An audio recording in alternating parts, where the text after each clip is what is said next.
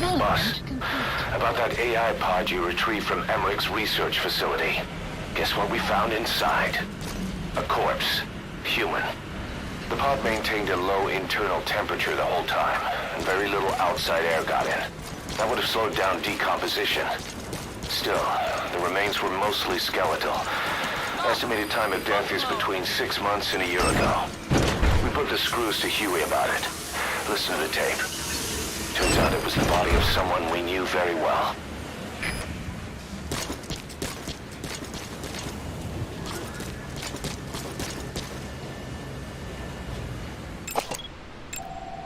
Analysis complete.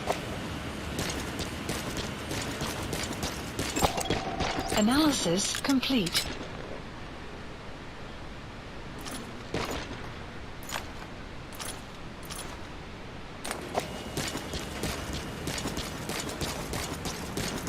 Boss, we're ready to develop new equipment. Just give the order.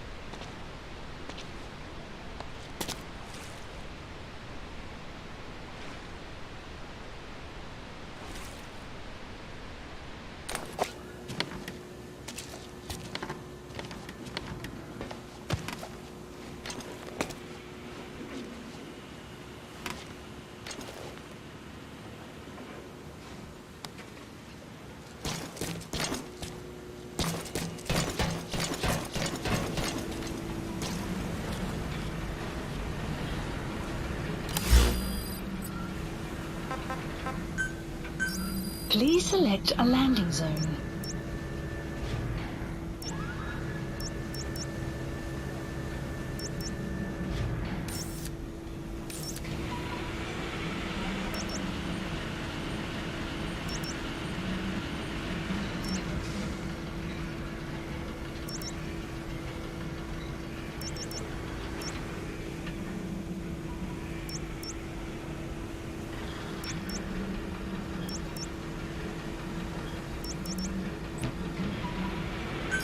Please select a landing zone.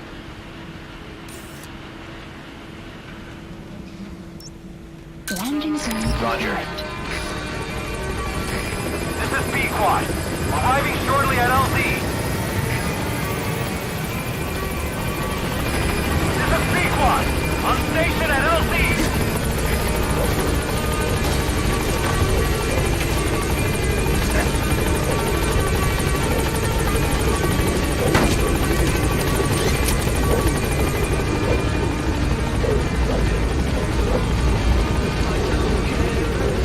Gaining altitude.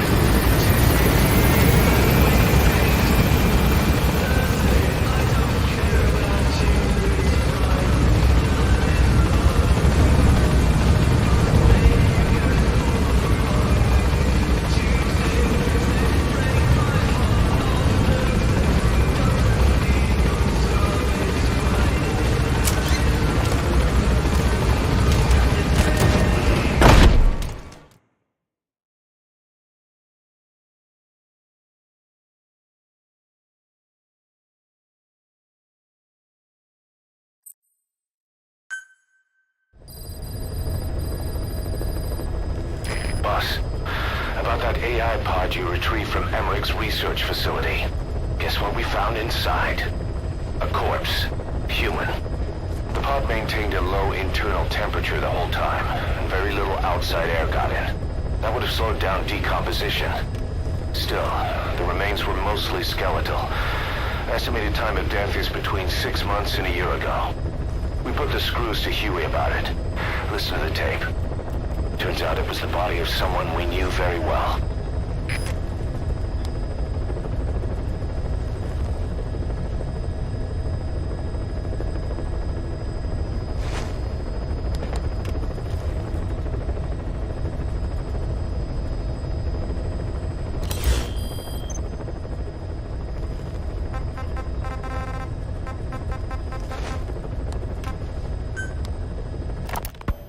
Fine.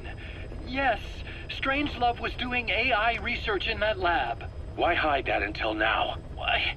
Okay, so what? I wasn't working alone. You've got to understand. You do understand, right? I didn't want to drag her into this. It's my load to bear, alone.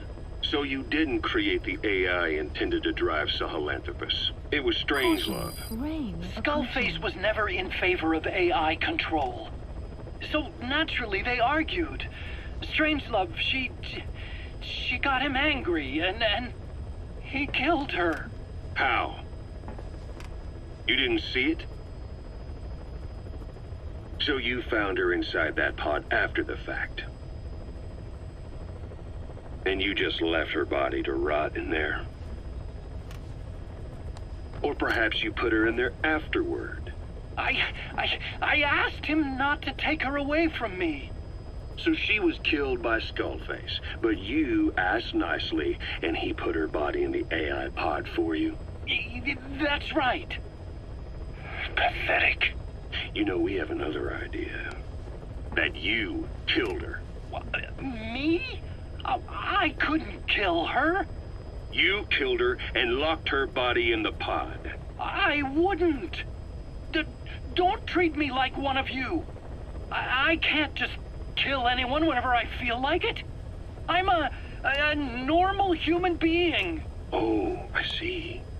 So you just shut her inside and waited for her to die. I would never do that. What, you mean she killed herself? Yes. She climbed inside that pod and shut the door.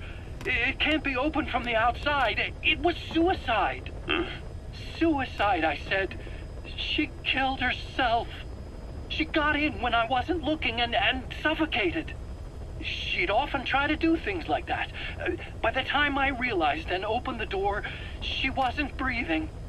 I got scared and shut the pod again. I couldn't bring myself to open it back up. That's right. Me? Kill her? What is wrong with you? I see. Just tell me one more thing. Haven't you gotten enough today? Okay, I see it's a painful memory. You don't have to answer, just listen to the question. You see, we examined her remains. She had a scar on her lower abdomen, a surgical scar. It had been stitched up and had fully healed, meaning it was long before her death. She had a child, didn't she? Your child. Where's the kid? How should I know? So there is a child. I've never seen his face. What do you take us for? They took it all. Even my child. I didn't even know he'd been born. I lost everything. How old would he be? It's 4 years since then. And you know it's a boy. Strangelove said so. And his name? We called him Hal, even though I never saw his face.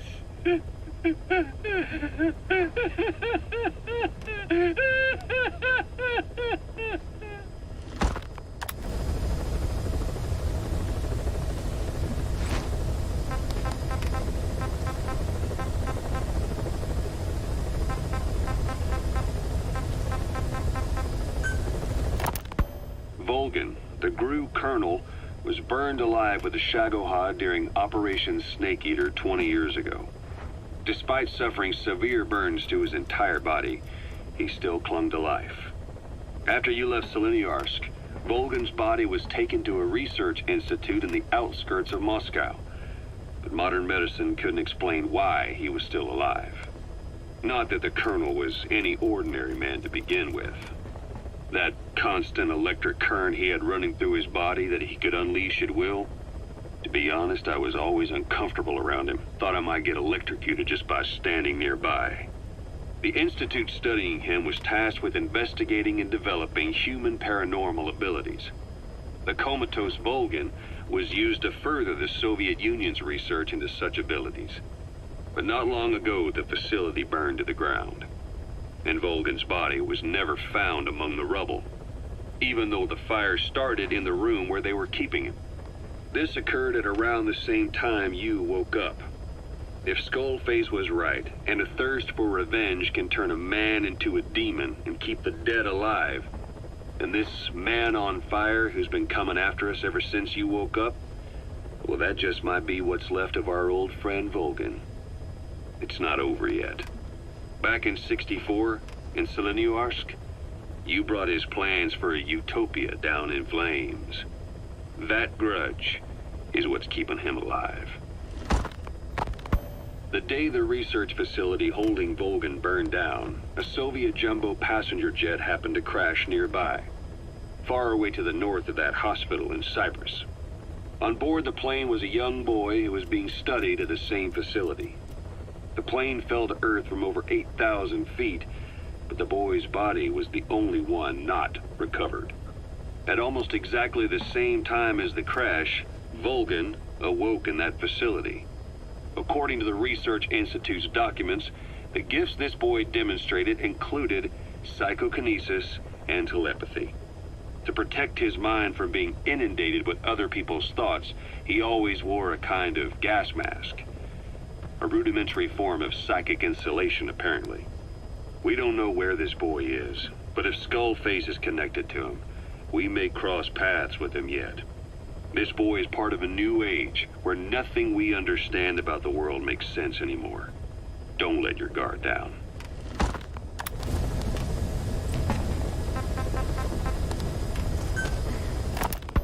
So what were they doing at Enzoya Badia, Baloo? That facility with all the people laid out in rows? The abandoned factory Shabani was held in. It is precisely as you guessed. Black Anna was coding languages into the vocal cord parasites. They infected the subjects with the parasites, then made an incision in the throat to expose the vocal cords. That allowed them to play recordings of a desired language directly to the parasites. And the parasites learned the languages that way. That's some teaching method. I just don't get how a bunch of bugs had the brain power for it. They don't. Do not judge them by human standards. They do not learn as a function of intellect. Then how do they do it? What language the parasites react to is coded into their genes. You could expose the Japanese strain to English for years, and it would never learn the language and react to it. The pronunciation, rhythm, and structure are different. But what about, say, Spanish and Portuguese? Linguistically, the two are very close. Yeah, they're both Ibero-Romance languages. Even so, a Spanish language mating pair exposed to Portuguese will not copulate. Only when they hear Spanish. Only then. And the majority of their offspring will be the same. So it's a literal case of a mother tongue. But if that's so, I don't see how the different strains could be created in the first place. Well, among the many thousands of offspring, there may be just a few that react to Portuguese. You're talking about mutations. Correct. Playing the tapes helps to identify the mutant strains. Those specimens are then isolated and bred with one another. From their children, Specimens that react more strongly to Portuguese can again be selected and bred. Repeating this process creates a strain that reacts solely to Portuguese and never to Spanish. Mutation and selection. No different to breeding roses. So you kept increasing the change over the generations, adapting them to languages from all over the world. Must have taken a hell of a lot of patience. More like patience.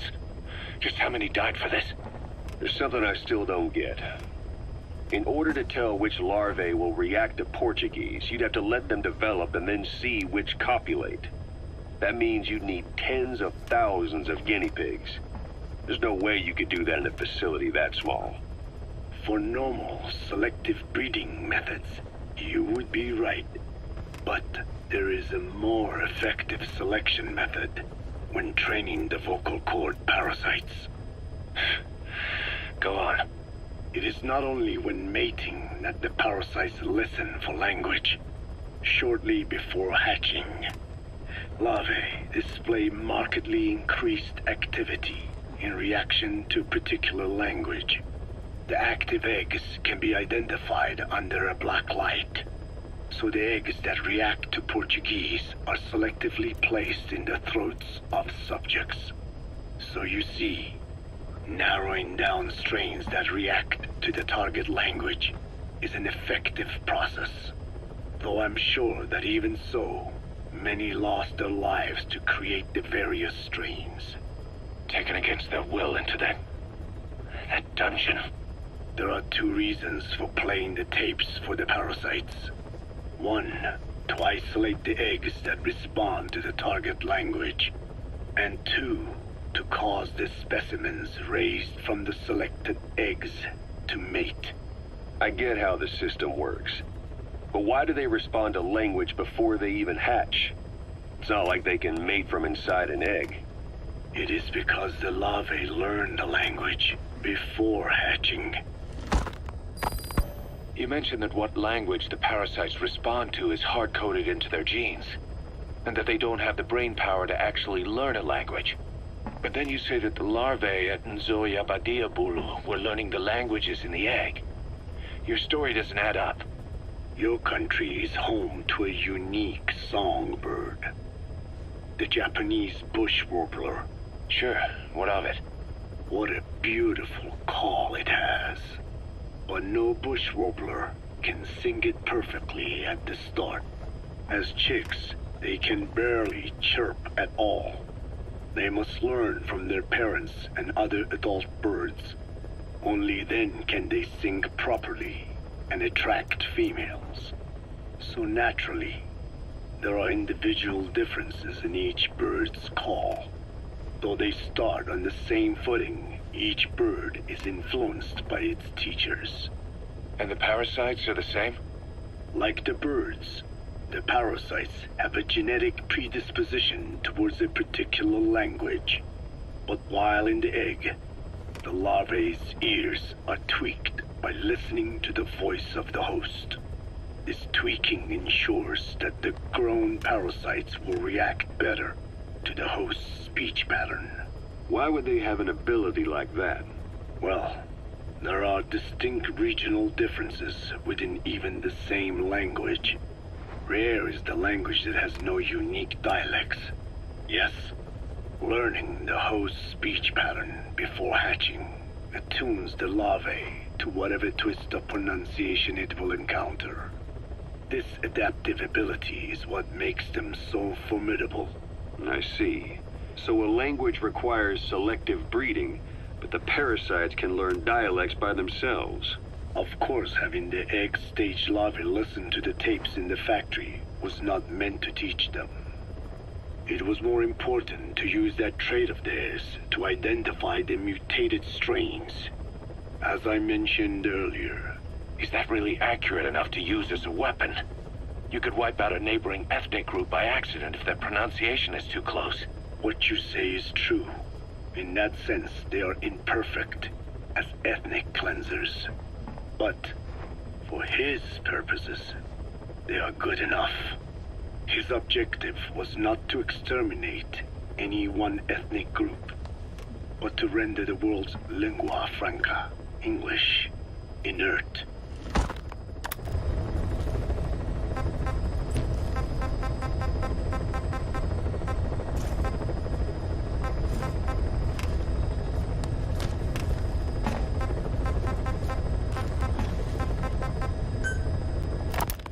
There's something I've been wondering. Why are you called Code Talker? During World War II, the U.S. military used the languages of different tribes, including the Navajo, as codes, right?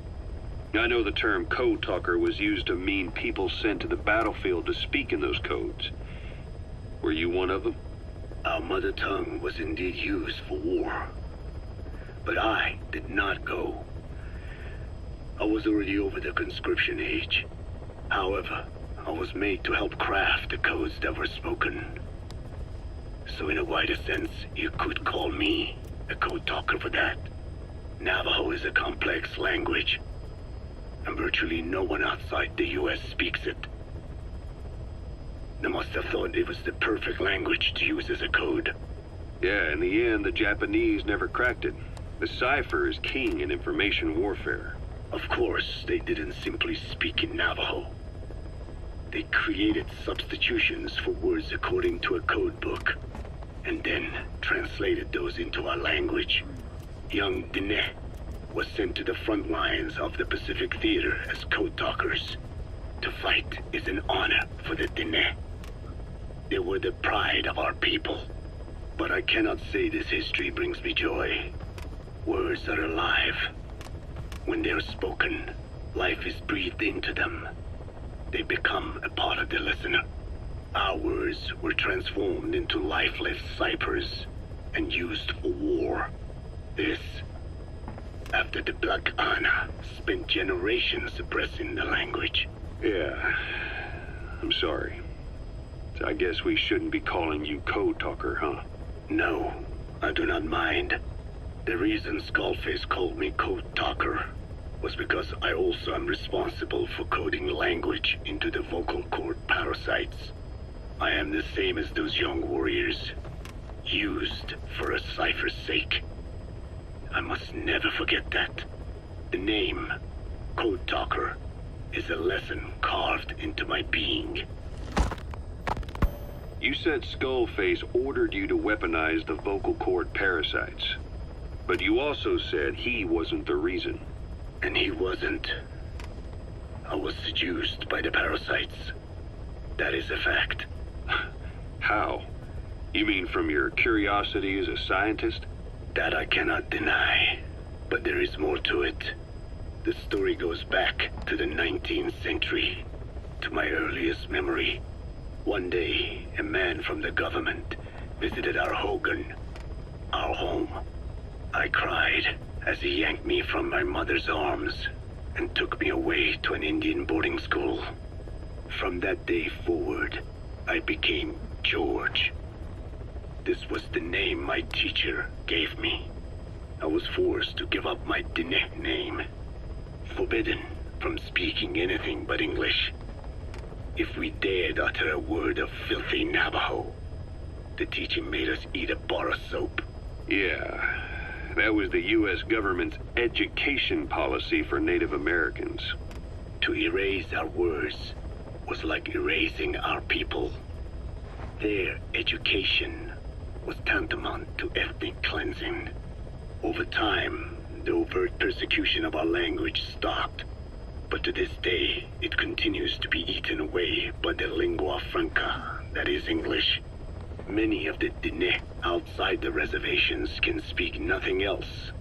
And it isn't just our language. Across the world, minority languages are being destroyed by dominant languages. Many are on the verge of extinction. Enter the vocal cord parasites. Yes, I began thinking that minority languages needed some sort of deterrent against dominant languages. In order that their peoples and cultures would survive. It was then that I came across literature at the Foundation claiming that man acquired language thanks to a type of parasite, one that distinguishes between languages as a precursor to reproduction. If I could just resurrect it, make it more pathogenic, I would have my deterrent against English. But I failed to hide that aim from Skullface. He noticed. Yes, I wanted to retaliate against the English language, though never did I intend to actually use it as he planned. You know how the story ends. I was forced to study how to make the parasites compatible with all the world's languages. All but English. However, he in fact secretly isolated an English strain.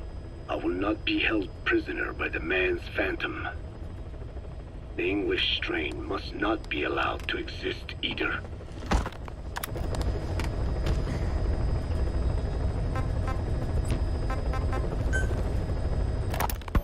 A ruler's greatest wealth is not money or land.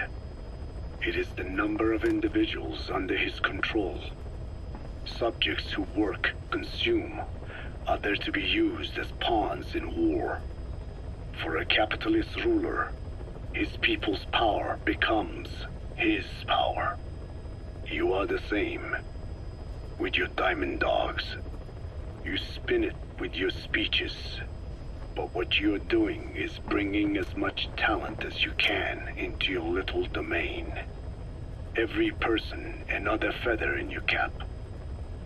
Yes. Since ancient times, every civilization's ruler has had the same idea. When people unite under one will, they become stronger than the sum of their parts. And the one will is the ruler's will. And what do rulers use to bring people together? Language. In the Old Testament, it is written that only one language was spoken in Eden. A shared tongue that united all of humanity. Mankind eventually grew aware of its power and harnessed that strength to build a tower to the heavens. The mighty Tower of Babel. This angered God, who splintered the language of man, and the tower was never completed. Languages emerged, and the earth was divided as men went their separate ways. Every age is the same. A ruler's first order of business, after conquering new land, is to force his tongue on its people. Ancient Rome, Napoleon, and now Zero. English is wreaking havoc around the world right now. The British Empire tilled the land with war as its hoe, then began planting the seed that is English. Eventually, American capitalism became the new instrument. To play its game of wealth, you only had to abide by one rule: English. By exploiting people's desires, English has become a leash that people gladly wear around their necks, it would seem.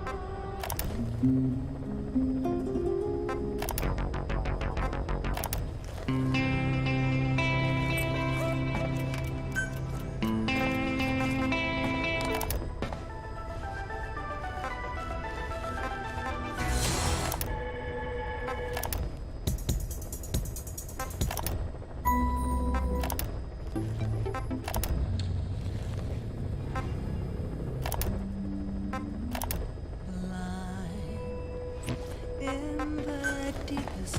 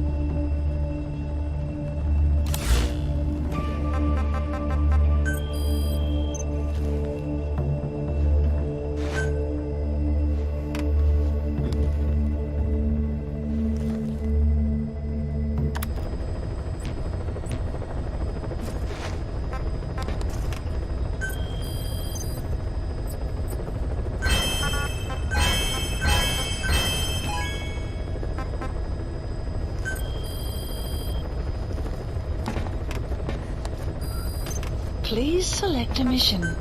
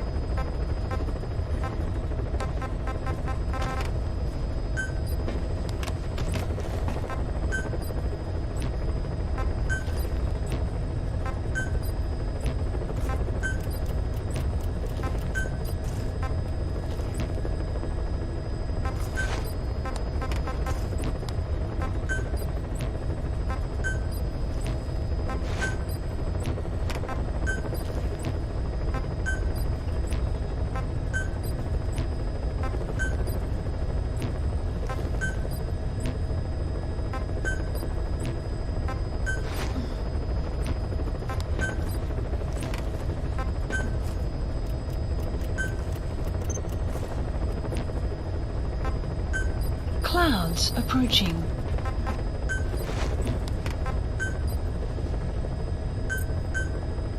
Unit dispatched.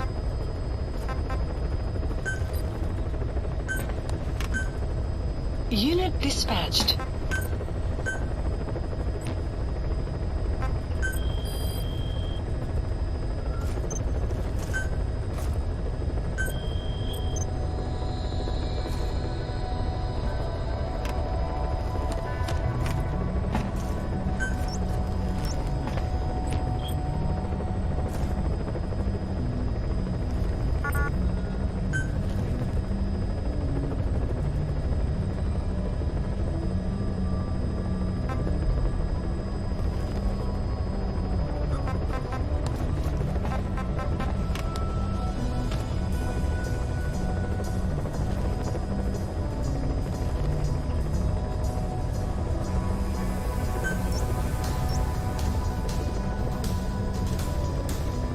Heading to FOB.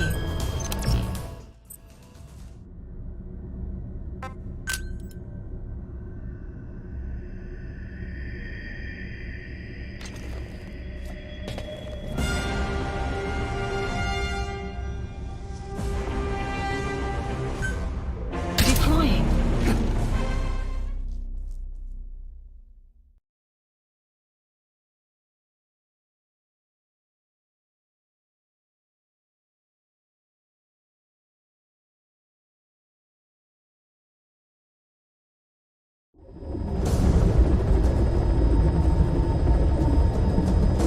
Successfully sneak your way into the heart of the rival PF's FOB, and you can capture staff from them. I'll be looking forward to meeting the new recruits, boss.